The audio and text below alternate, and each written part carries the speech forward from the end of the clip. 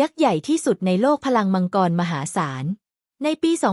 2568 รัฐบาลจีนประกาศวิสัยทัศน์ว่าจะเป็นผู้นำระดับโลกด้านนวัตกรรมพลังงานสีเขียวและการเติบโตทางเศรษฐกิจตั้งแต่รถยนต์ไฟฟ้าไปจนถึง AI ชนชั้นกลางที่เฟื่องฟูอนาคตสดใสเศรษฐกิจที่เจริญรุ่งเรืองยั่งยืน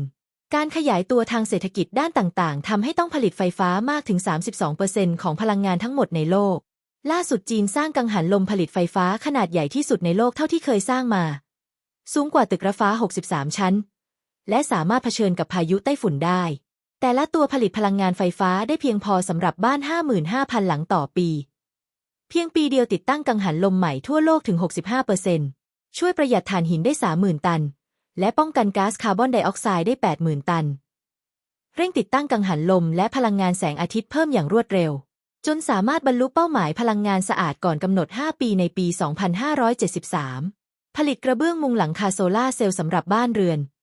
โดยไม่ต้องใช้แผงขนาดใหญ่ติดตั้งเหมือนรุ่นเก่าโครงการโซลาร์เซลล์ลอยน้ำในทะเลทางตะวันออกผลิตไฟฟ้าได้ 16.7 ล้านกิโลวัตต์ชั่วโมงต่อปีใช้หุ่นยนต์ทำความสะอาดแผงโซลาร์เซลล์จีนเป็นแชมป์โลกด้านการปลูกป่าและปลูกต้นไม้ในทะเลทรายกำลังเปลี่ยนผ่านประเทศสู่พลังงานสีเขียวลบทะเลทรายออกจากแผนที่ของประเทศใช้อากาศยานโดรนขนส่งต้นไม้ในพื้นที่ทะเลทรายแห้งแล้งใช้หุ่นยนต์ไร้คนขับที่มีชิป AI อยู่ภายในร่วมกันปลูกต้นไม้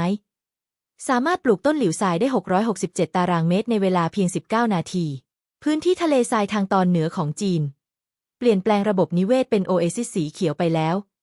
ขนาดเทียบเท่ากับประเทศเดนมาร์กควบคุมทางชีวภาพวิศวกรรมและพลังงานแสงอาทิตย์สร้างพื้นที่สีเขียวรอบทะเลทรายยาว 3,046 กิโลเมตรเสร็จเรียบร้อยแล้วพัฒนาพื้นที่ได้โดยไม่ต้องกังวลว่าทะเลทรายจะขยายเข้ามาใช้พลังงานแสงอาทิตย์ลดขนาดทะเลทรายให้เล็กลงเพิ่มการผลิตไฟฟ้าเพื่อใช้กับอุตสาหกรรมที่ใช้พลังงานสูงเช่นอลูมิเนียมและไทเทเนียมภาพถ่ายดาวเทียมแสดงให้เห็นว่าจีนเปลี่ยนพื้นที่รกร้างทะเลทรายให้กลายเป็นพื้นที่สีเขียวโอเอซิสอันอุดมสมบูรณ์ในภาคกลางมีระบบโรงงานสูบน้ำกลับไปเก็บพลังงานโดยอาศัยภูมิประเทศโดยน้ำจะถูกสูบจากอ่างเก็บน้ำด้านล่างกลับไปยังอ่างเก็บน้ำด้านบนเป็นระยะทาง 400 เมตรด้วยพลังงานแสงอาทิตย์และลมเมื่อดวงอาทิตย์ตกดินลมไม่พัดหรือมีความต้องการพลังงานสูงน้ำก็จะถูกปล่อยลงมาหมุนกังหันเข้าสู่โรงไฟฟ้าขนาดใหญ่อนุรักษ์สิ่งแวดล้อมด้วยพลังงานแสงอาทิตย์ลมและน้ำต่อเนื่องกันตลอด 24 ชั่วโมงจีนมีการเติบโตทางเศรษฐกิจ GDP ไตรมาส 1 ปี 2568 เพิ่มขึ้น 5.4% เมื่อเทียบกับปีที่แล้วมูลค่าถึง 31.87 ล้านล้านหยวนหรือกว่า 140.95 ล้านล้านบาทสำนักงานสถิติแห่งชาติจีนและสถาบันการเงินของสหรัฐคาดการสอดคล้องกันว่า GDP ไตรมาส 2 ปี 2568 ของจีนจะอยู่ที่ 4.8%ทิ้งห่างสหรัฐที่เศรษฐกิจถดถอยประเมินว่าจีนมีความต้องการใช้ไฟฟ้าที่เพิ่มขึ้นถึงประมาณ 1 ใน 3 ของทั้งโลกหมายความว่าเศรษฐกิจของจีนจะยังคงขยายตัวเพิ่มขึ้นต่อไป